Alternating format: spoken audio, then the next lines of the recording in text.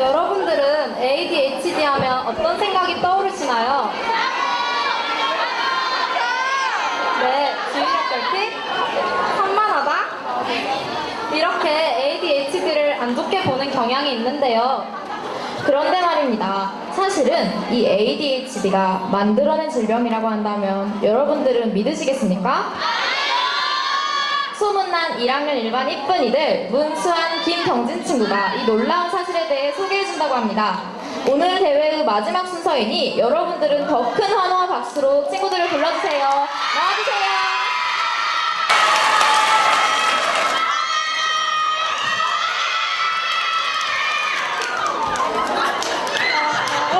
안녕하세요. 저희는 1학년 1반 문수한. 경진씨 뭐 하시는 거예요? 화면이 엄청 미안해요. 네, 안녕하세요. 저희는 1학년 1반 문수한.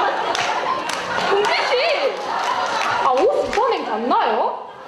정말 아니? 이거 내가 아침에 늦자마자 머리를 못 감고 왔어. 미안해요. 다시. 안녕하세요. 저희는 1학년 1반 문수한 김경진입니다. 여러분들께서는 지금 이 학생에게 어떠한 문제가 있다고 생각하시나요? 네, 맞아요. 지금 이 학생이 겪고 있는 장애는 주의력 결핍 과잉 행동 장애. 즉, 사람들이 흔히 뭐라고 말하죠? 네, 우리는 이것을 ADHD라고 부릅니다. 그럼 혹시 ADHD가 무엇인지 정확히 알고 계시는 분 있으시나요? 네, 맞아요. ADHD는 아동기에 흔히 나타나는 장애로 주의가 산만하고 과다활동, 충동성을 느끼는 상태를 말합니다. 그런데 ADHD라는 질병에 주목해야 할 격차가 존재합니다.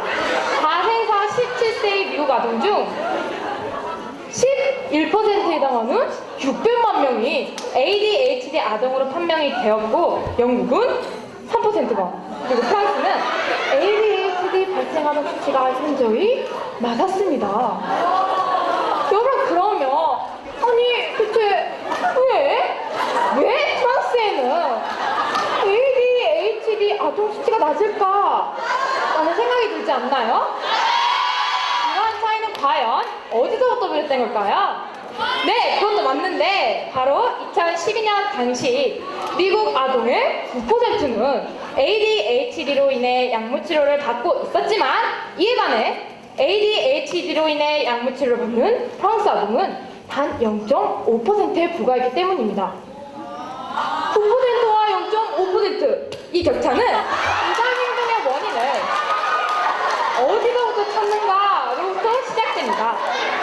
프랑스는 다른 국가들과는 달리 무조건 약물치료에 급급할 게 아니라 아이의 주변 환경에 주목하여 그 속에서 해결책을 찾고자 하였고, 이를 통해 해결되지 않는 단 0.5%의 아동만이 약물치료의 대상이 되었습니다. 그럼 여기서 우리가 주목해야 할 점이 뭘까요? 맞아요. 바로 그것도 맞는데, 바로 ADHD를 장애로 보았느냐 아니면 아예 한 특성으로 보았느냐입니다. 어떻게 접근에 따라서 치료 방법이 달라지기 때문이죠. 네, 그럼 만약에 여러분들의 아이가 ADHD를 겪고 있다면 이것을 질병으로 접근하시겠습니까? 아니면 기질상의 특징으로 접근하시겠습니까? 네, 실은 주의력 결핍 그리고 과잉 행동 둘 다 정도의 차이는 있지만 모든 아이가 갖고 있는 특성입니다. 아이의 특성을 질병 이름에 담고 있는 ADHD엔 충격적인 역사가 있다는 사실을 알고 계시나요? 네, 이 사람은 ADHD라는 질병의 창시자이자 약물치료법을 강조했던 아이젠버그 박사입니다.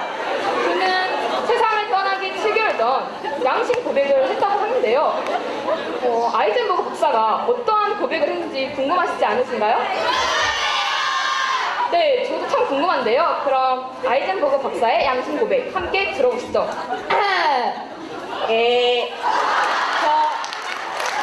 저 아이젠버그 박사, 여러분께 죽기 전에 꼭 드리고 싶은 말씀이 있습니다. 실은 ADHD는 제가 제약회사와 손잡고 만들어낸 질병에 불과합니다.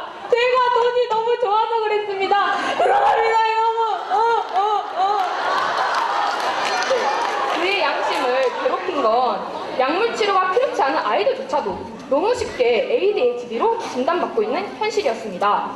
그럼 실제로 어느 한 H 한의원에서는 3세부터 5세까지의 아동이 가만히 앉아있지 않는다, 규칙을 잘 지키지 않는다, 또 친구를 못 사귄다는 이유로 ADHD로 진단받고 있었습니다.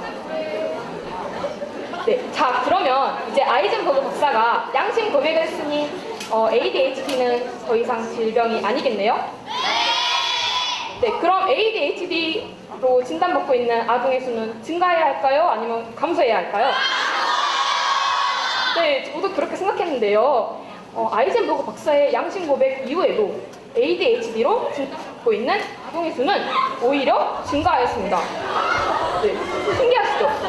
네, 그럼 이로 인해 피해를 받고 있는 아동이 있다고 하는데요. 피해 아동 동영상. 그밖에 없어요, 바라는.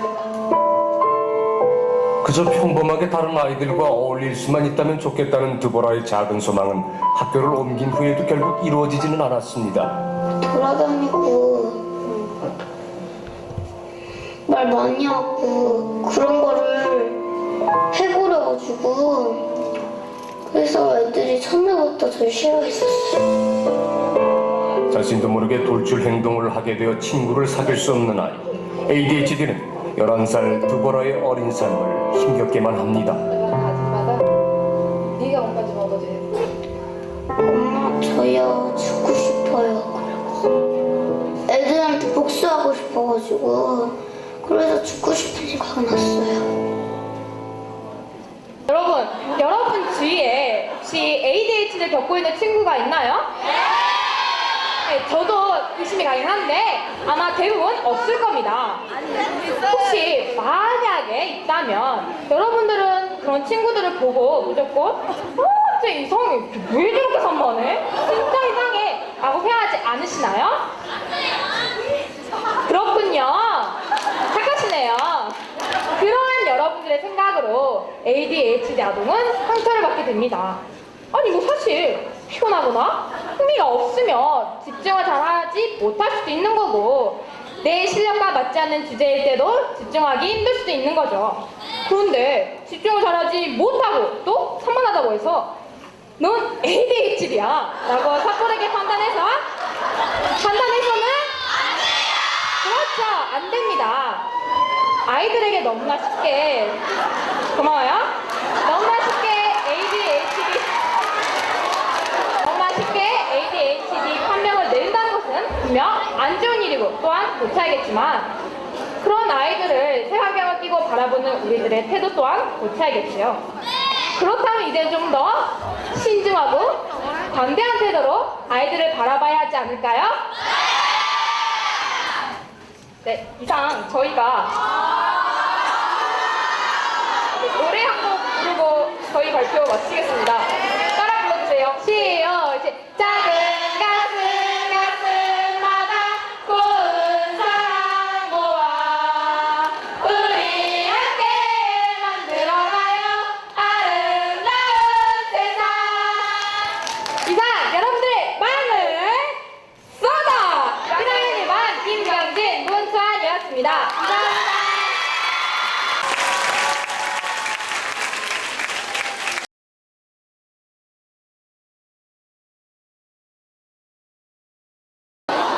경빈씨, 이렇게 나의 생각 프레젠테이션 대회를 마치게 되었는데 소감이 어떠세요? 네, 우리 친구들 시험 공부하랴 숙제하랴 많이 바빴을 텐데 이렇게 완벽하게 발표를 해주니 제가 다 뿌듯하네요. 맞아요, 저도 정말 대단하게 느껴지는데요. 유익한 정보도 많이 얻을 수 있어서 매우 좋았어요. 앞으로도 우리 송원여고에 이런 좋은 자리가 많이 마련됐으면 좋겠다는 생각이 들어요. 네, 여러분들도 열심히 들어주셔서 감사드리고 지금까지 발표를 열심히 해준 발표자 여러분들 또 선생님들께도 감사드립니다.